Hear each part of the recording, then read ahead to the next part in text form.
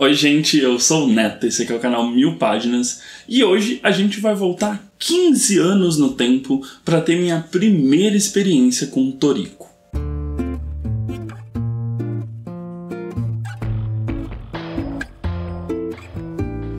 Bom, então antes de começar os recadinhos de sempre aqui do canal, não esquece de deixar seu like, seu comentário, se inscrever.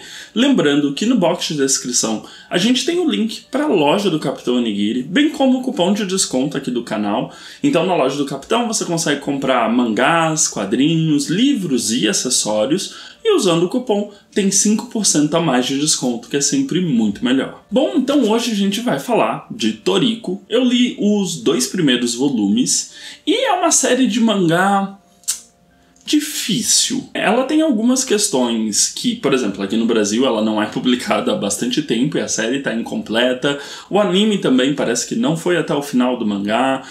Toriko foi visto durante muito tempo como uma promessa eterna e algo popular dentro da Shonen Jump, mas com o passar do tempo isso foi perdendo o status dentro da revista, mas eu mesmo nunca tinha lido ou assistido nada do Toriko. Então a gente aproveitou que a gente, agora trouxe vários mangás diferentes para casa e eu falei, deixa eu pegar esses 2 aqui que são do Fábio para eu poder dar uma olhada. Eu tô aqui com as edições americanas, então é publicado pela Viz, então são edições importadas, não são as edições da Panini, e eu tive a minha primeira experiência. Bom, Toriko começou a ser publicado ali em 2008, então 15 anos atrás, e se encerrou em 2016 com um total de 45 volumes. Aqui no Brasil, a gente só teve a publicação até o volume 35, lá em 2020, e depois não tivemos mais volumes. O mangá acabou ganhando um anime entre 2011 e 2014,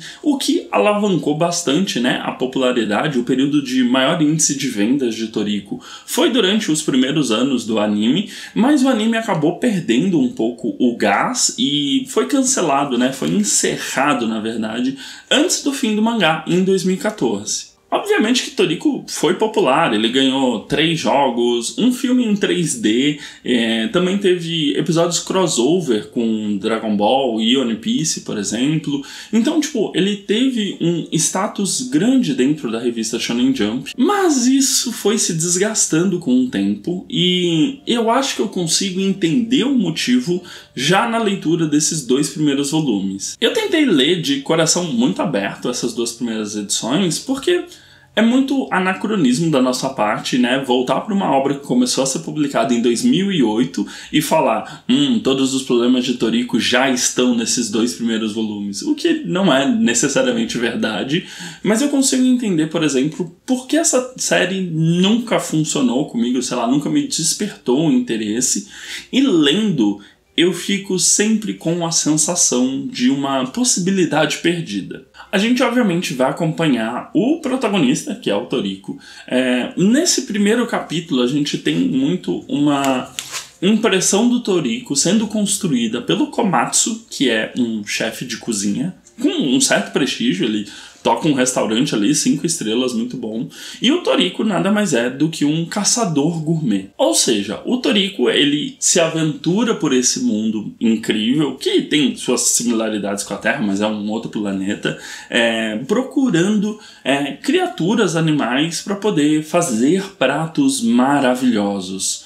Então ele caça ingredientes, basicamente.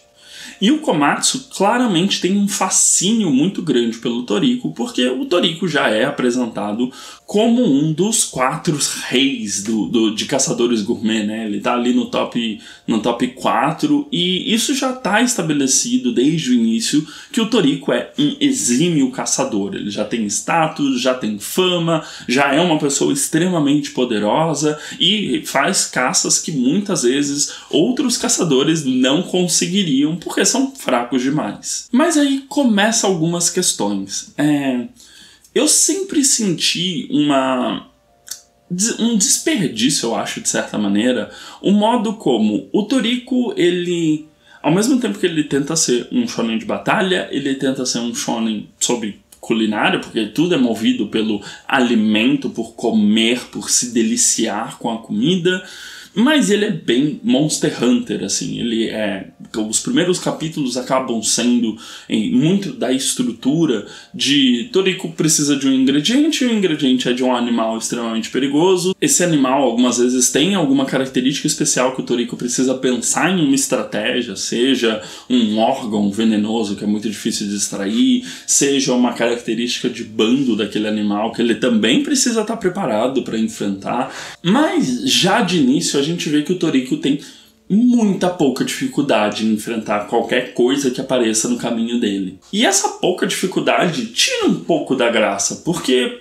ele enfrenta uns animais muito mirabolantes, do tipo que possuem bandos, por exemplo, e atacam em bandos e tem um certo nível de conhecimento para criar armadilhas, mas aí o Toriko passa por isso muito tranquilamente, ou então ele precisa capturar um animal extremamente sensível que, né, se você pega ele de uma maneira errada, você já faz com que ele envenene a própria carne, e aí o Toriko também aprende a manusear isso sem nenhuma dificuldade. Então tira um pouco da graça quando o protagonista ele é extremamente overpower e aí não existe dificuldade para ele. A grande questão do Toriko é que ele não fez o seu menu completo. Dentro, né, de um menu completo da cozinha francesa, ele não fez o seu menu, né? Todos os caçadores gourmet estão em busca de fazer o seu menu perfeito, o menu que define a sua personalidade, o menu que define o seu status, né? Porque vão ter ingredientes que só você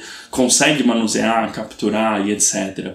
Então o Toriko nunca fez, ele está eternamente em busca desses, acho que são 7 pratos especiais, e então é isso que o motiva a continuar seguindo, sempre em frente, sempre em busca de outros animais, ingredientes, fauna, flora e etc. Então aqui acaba entrando um pouco uma questão muito pessoal minha de não fascínio com o Toriko, que eu não acho que ele é bom o suficiente como um Battle Shonen, pelo menos nesses 2 primeiros volumes, né? Ele não é interessante como um shonen de lutinha, sabe? Ele não tem o fator Dragon Ball ou One Piece, que as lutinhas são muito interessantes, bem desenhadas, bem coreografadas, com poderes cada vez mais mirabolantes. Ele não tem isso, tipo, não é uma característica do Toriko ter bons embates, ou pelo menos nesses 2 primeiros volumes, que acabam sendo muito definidor se a gente vai continuar ou não numa série.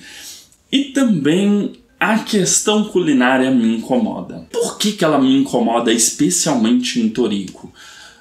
Eu gosto de cozinhar e gosto de mangás quando abordam essas questões. Vide que eu sou muito fã de Food Wars, por exemplo. Mas, como o Toriko se passa num mundo completamente ficcional, os ingredientes, os alimentos, os pratos, os modos de preparo, todos eles são ficcionais também. Então ele não me desperta aquele interesse que Food Wars às vezes me interessava, de ser didático, de ser você olhar alguma coisa e falar: ah, então é assim que se faz esse prato específico, ou são esses os cuidados que esse prato que eu gosto bastante precisa ter. Ele não tem esse elemento, porque ele não tem nenhum lastro na nossa realidade. Então ele não tem a obrigatoriedade de pensar nessas questões.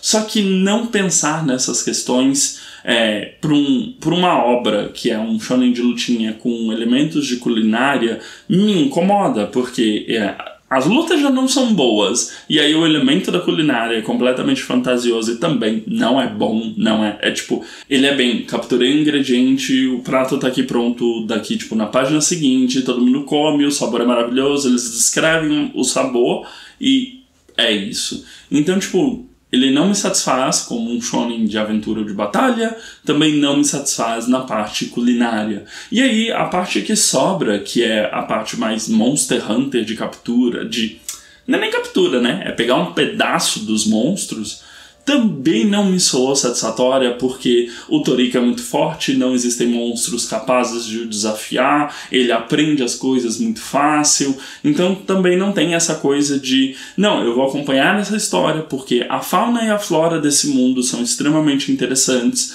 e precisam criar cada vez mais artifícios para pegar esses animais, vencer esses animais, porque eu não sou forte o suficiente, ou porque nem tudo se resolve na força, ou porque eu não tenho todo o conhecimento necessário para isso. Então essa parte de aventuresca do mangá também não me foi satisfatória, porque tudo já está resolvido, tudo é muito fácil de ser resolvido. Então, para fazer um comparativo que acaba sendo meio injusto, Hunter x Hunter, por exemplo, a gente tem diversas classes diferentes de Hunters, eles vão caçar diversas coisas diferentes, e por conta disso, cada um deles se desenvolve de uma maneira, e nunca tem o Hunter que é essa missão é 100% fácil porque eu sou maioral e etc. Não, eles têm capacidades próprias, habilidades próprias, desafios próprios, e toda a estrutura daquele mundo acaba sendo muito mais interessante de acompanhar. Então você consegue se importar com a caçada daquele elemento, por exemplo. Então, apesar de ser visto como uma grande promessa, eu sinto que Toriko, ele tem algumas características que poderiam ser interessantes, mas o Shimabukuro não quer trabalhar elas da maneira que eu acho interessante, e tá tudo bem, né? Existem os mais diversos estilos de uma história a ser contada, porém ela não me pega. Então eu consigo até entender que a obra conseguiu até fazer uma construção de hype, de interesse das pessoas, mas, obviamente, ela foi perdendo essa força com o passar do tempo. Aí, óbvio, como eu comentei, aqui no Brasil, a gente teve um efeito bem curioso. A obra começou a ser publicada pela editora Panini, e ela foi publicada até que regularmente, ali até 2017. Se eu não me engano, ela começou ali em 2013, um ano antes de o anime ser encerrado. E aí, até 2017, ela foi sendo publicada regularmente, porém, a partir de 2018, a gente teve uma queda das publicações. Então, para vocês terem uma ideia, em 2018 foram apenas 3 volumes, em 2019 foram apenas 2 volumes, em 2020 a gente teve o último volume publicado no Brasil, que foi o 35, então aí faltam 8 volumes para serem publicados, e gerou até a piada entre o meio, que algo foi de Toriko, né? Algo foi enviado para a geladeira, que é como a Panini trata alguns títulos, que ela não informa o cancelamento, ela só para de publicar, e se for questionada ela vai falar que tá na geladeira, tá esperando ter mais volumes, tá esperando a série estar completa, e aí essas publicações nunca acabam se encerrando, né? Então Toriko é o caso mais emblemático desse comportamento, e a gente sabe que não vai ter mais volumes tão cedo assim. Sobre o autor, o Shimabukuro, ele era visto como uma grande promessa dentro da Shonen Jump. Ele teve uma série anterior ao Toriko que fez até bastante sucesso, ele ganhou alguns prêmios com ela. Porém, em 2002, o Shimabukuro foi preso por conta da violação de uma lei com relação à prostituição infantil. Então ele foi acusado de fazer um pagamento de mais de 80 mil ienes para uma jovem menor de 16 anos. E aí ele foi preso. Esse mangá antecessor ao Toriko, ele foi cancelado. Aí o Shimabukuro passou um tempo, coisas do Japão, né? Ele passou um tempo sem publicar mangá e voltou com o Toriko em 2008. E aí, depois de Toriko também, ele não conseguiu emplacar um outro sucesso, porque aquele Building King que ele tentou publicar também na Shonen foi horrível, é uma história horrível, fraca, feia e sem nexo, que é basicamente um Toriko sob construção, e aí não teve sucesso, e por enquanto a gente não tem outras informações sobre o autor. Era uma outra época, então a gente, fora do Japão, comentava menos sobre delitos dos mangakas, né? A gente sabia menos, tinha menos contato, repercutia menos esse tipo de notícia. Então Toriko acaba não sendo tão afetado por esse crime que o autor já respondeu perante a justiça japonesa. Então a gente comenta muito pouco sobre isso por conta disso, né? Mas acaba sendo meio isso, é uma obra, pra mim, soa bem insípida, bem oportunidade perdida. Entendo que tenha fãs, mas lendo hoje, 15 anos depois do primeiro volume, ela não tem aquele apreço especial que, sei lá, One Piece tem e esteve sendo publicado na mesma época que o Naruto teve, que várias outras obras têm.